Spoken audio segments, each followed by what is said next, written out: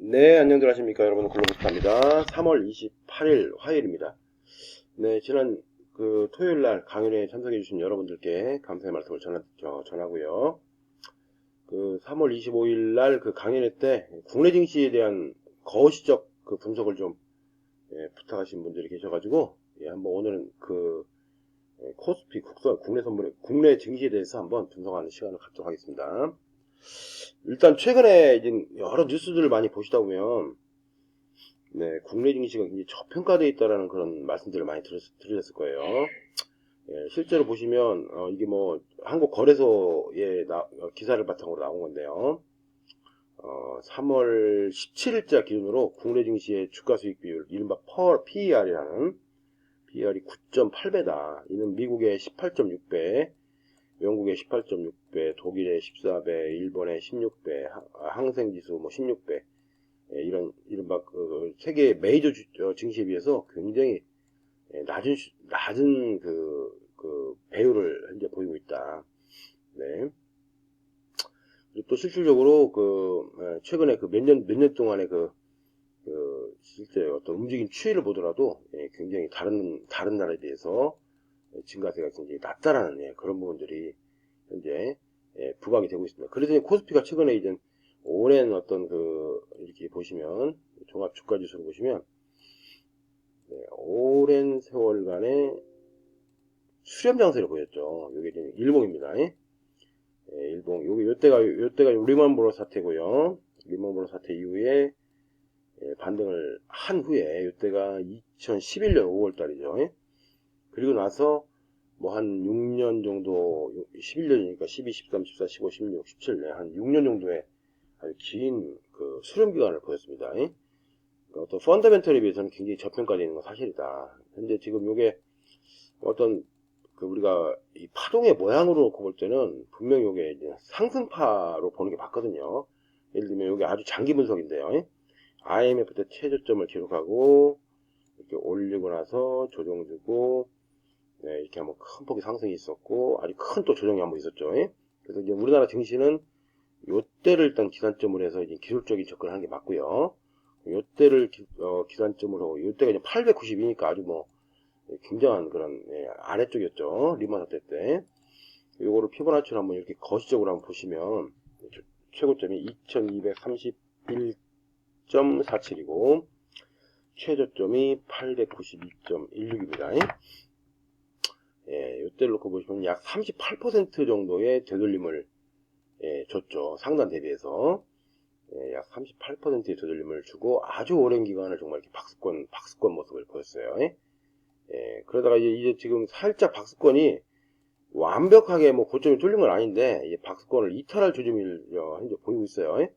물론 종합 지수 관점으로는 이렇게 좀 걸려 있어요. 사실은 종합 지수 관점은 이거를 선물이나 코스피 200 지수로 보면 조금 얘기가 틀려져요. 예를 들면 코스피 200 지수 관점으로 보시면 여기 코스피 200입니다. 현물 코스피 200이에요. 선물 말고. 요거를 보시면 이렇게 좀 박스권을 코스피 200은 넘겼고요. 수렴권을 넘겼던 얘기죠. 이렇게 수렴권을 넘겼고 그 다음에 선물 관점으로도 왼쪽 여기는 코스피 선물이에요. 선물 관점으로도 이렇게 돌파가 되는 그런 모습이에요. 다만 종합 주가지수 상으로는 조금 걸려있는 모습이에요. 이렇게 말씀드렸듯이. 그래서 완벽하게 역사적 고점을 뚫고 위로 가는 모습이 이제 나올 건지가 사실은 이제 많은 사람들의 관심사아니에요. 섣불리 뭐 이거를 예측하기는 어려운 건데 일단은 그럴 가능성은 상당히 높다라고 보시는 게 기술적 관점에서는 정통하다고 보여집니다. 아까 설명드렸듯이 이렇게 이제 오랜 기간의 수렴 라인 이후에 물론 이제 얘가 이제 더블 탑 장세가 돼서 어떤 글로벌 증시에 리스크 요인이 발생을 해서 더블 탑 장세가 돼서 다시 하단으로 또는 중단으로 이탈할 가능성도 없잖아. 아직은 있어요. 그래서 넘긴 다음에야 사실은 완벽하게 돌파한 다음에야 원래는 돌파 이후에 얘기를 하는 게 사실은 맞는데 그럴 가능성은 좀 생겼다고 보고요. 다만 이 장면에서 거래를 어떻게 해야 될지는 자명합니다. 무슨 말씀이냐면 추격은 아무런 의미가 없다고 봅니다. 어떤 박스권을 완벽하게 넘길 가능성이 높다 치더라도 2레벨에서 추격은 별로 의미가 없다. 예, 그럼 이제 우리가 선물지수 관점으로 접근해보면, 네, 이제 보시면 이제, 어쨌든 선물지수 관점에서는 최고점을 찍고, 여기 2011년도 이 5월에 찍고, 조정 주고, 이렇게 조정을 계속 줬단 말이에요.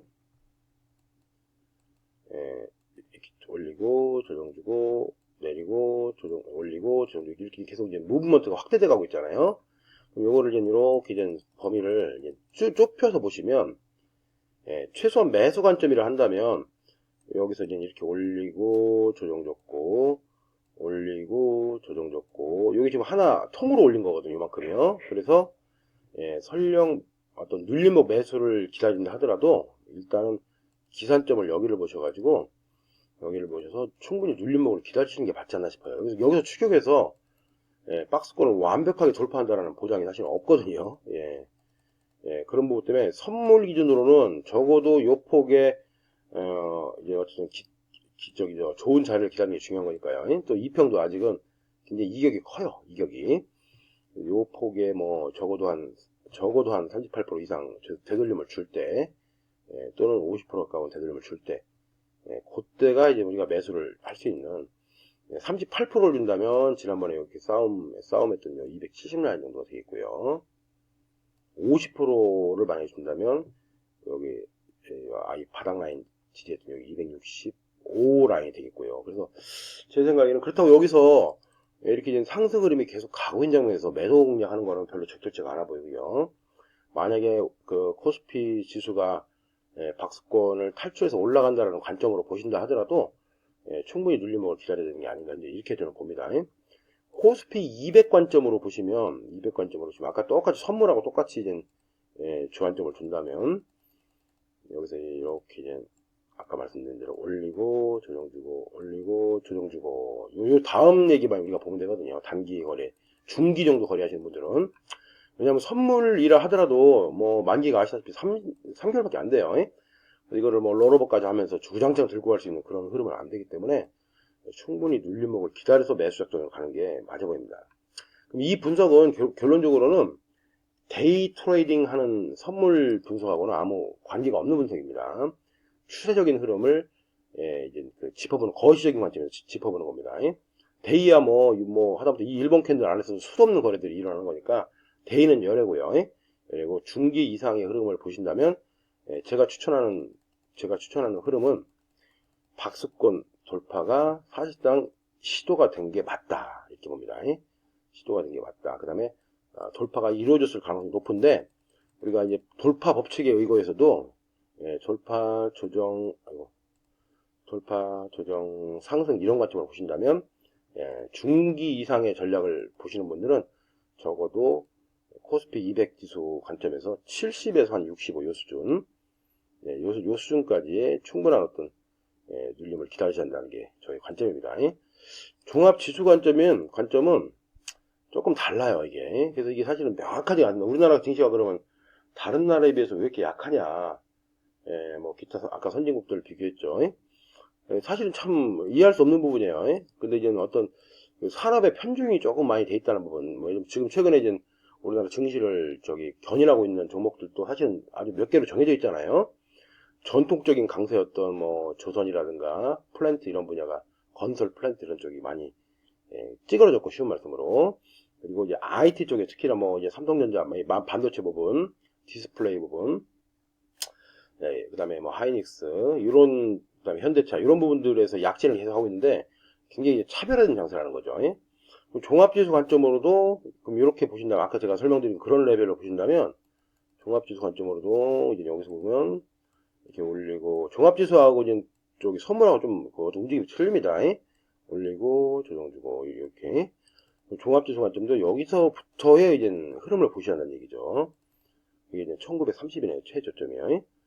그 흐름을 보신다면 아까 선물하고 비슷한 영역은 어디냐면 종합지수 관점으로 보시더라도 약 2080에서 2050 수준의 만약에 주가가 지금은 한 100포인트 정도 아래네요. 그 다음 그 정도까지 만약에 하락을 하게 된다면 아마 대기 매물도 들어올 거고 눌림목에 의한 그런 어떤 대기 매수들도 굉장히 많이 있을 거라고 봐집니다. 그래서 지금 이제 아까 설명드린 대로 거시적 분석 접근 방법이니까 단기, 데이 이쪽하고는 아무 관계없는 그런 분석입니다. 그런 현재 저는 의견을 갖고 있고요. 통상적으로 그러면 삼성전자 같은 경우도 보시면 삼성전자 제가 한번 지우고 볼게요. 제가 그냥 토요일날 강의 때 설명드린 여러 가지들 일봉입니다.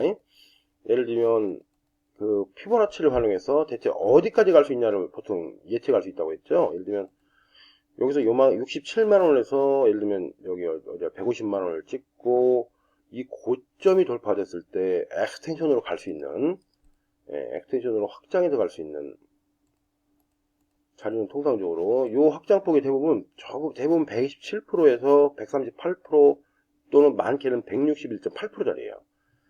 그럼 현재 지금 딱 삼성전자가 이렇게 좀 살짝 늘려서 보시면 여기서 중간에 138% 하나를 추가할게요. 또 144%도 있고요. 이게 지금 일봉이니까 굉장히 이제 오래 왔다 갔다 긴 겁니다. 호흡이요. 그럼 그렇게 보시면 역시나 127%짜리에서의 한 차례에 한 일주일 이상의 횡보, 고점 찍고 나서 횡보, 138%, 144%짜리에서의 역시나 한번 차익 매물들, 그리고 지금 거의 궁극적으로 161.8%에 지금 다다랐죠. 그래서 아마 삼성전자도 여기서 더 이상 위로 팝업이 세게 가기는 어려워 보여요.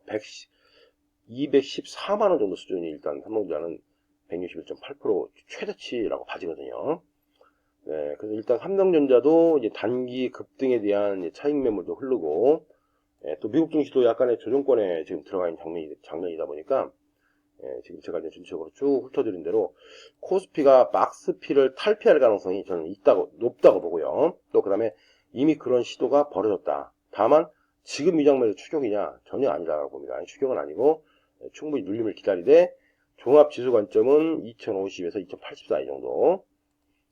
그 다음에 선물 관점은 265에서 270 어라운드, 그 정도 수준에서의 어떤, 매수를 대기하는 전략적으로, 기다려보시는 흐름이 맞지 않나 싶습니다.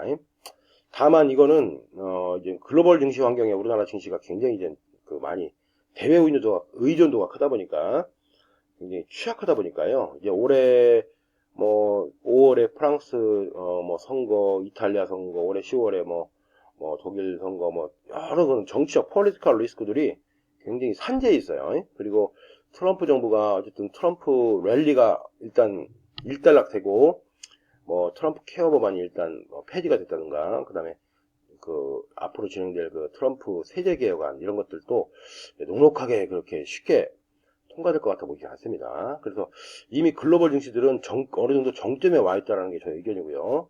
다만 우리나라 증시는 뒤늦게 사실은 이제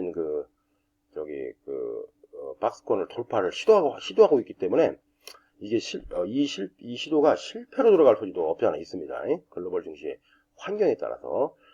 그래서 그래서 충분히 기다려서, 만약에 중기 매수 포지션을 잡을 분들은 기다려서 매수하는 쪽으로, 그 방향을 잡으시는 게 맞지 않나, 이제, 이런 의견입니다. 나중에 또 제가 좀 정책적으로, 변화가 있을 때, 코스피 쪽에, 그때 다시 한번 분석을 해서, 말씀드리도록 하겠습니다. 오늘은 여기까지입니다.